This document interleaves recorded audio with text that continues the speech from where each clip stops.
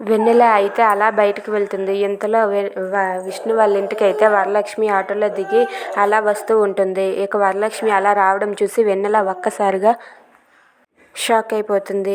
ఇక ఏంటి మా అమ్మ కూడా ఇక్కడికే వస్తుందని చెప్పి వెన్నెల అయితే ఇంట్లో నుండి పరిగెత్తుకుంటూ వైష్ణవి గదిలోనికి అయితే వెళ్ళిపోతుంది. ఇక అలా పరిగెత్తుకుంటూ వెళ్ళిపోవడం చూసిన చిన్న అయితే ఏంటి ఇది ఎలా పరిగెడుతుందని చెప్పి అనుకుంటాడు.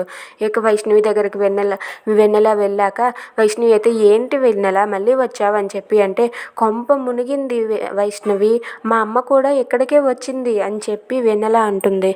అది విన్న వైష్ణవి అయితే ఒక్కసారిగా షాక్ అయిపోతుంది.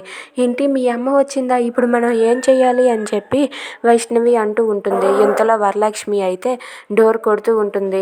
దానికి వెన్నెల వైష్ణవి వాళ్ళిద్దరూ కూడా డోర్ ఓపెన్ చేయకుండా అలా అక్కడే టెన్షన్ పడుతూ ఉంటారు. ఇక డోర్ లాక్ తీసి ఉండడంతో వరలక్ష్మి అయితే డోర్ని ఇలా ఓపెన్ చేసుకుని లోపలికి వచ్చి చూసేసరికి అక్కడ వెన్నెల వైష్ణవి ఇద్దరూ కనబడతారు. అది చూసి వరలక్ష్మి అయితే ఒక్కసారిగా షాక్ అవుతుంది.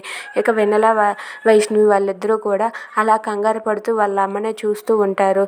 ఇదంతా చూసి వరలక్ష్మి ఒక్కసారిగా షాక్ అయ్యి ఏంటి వెన్నెల లాంటి అమ్మాయి ఇంకొక అమ్మాయి ఉందా అని చెప్పి అనుకుంటూ ఉంటుంది. If you like this video please subscribe.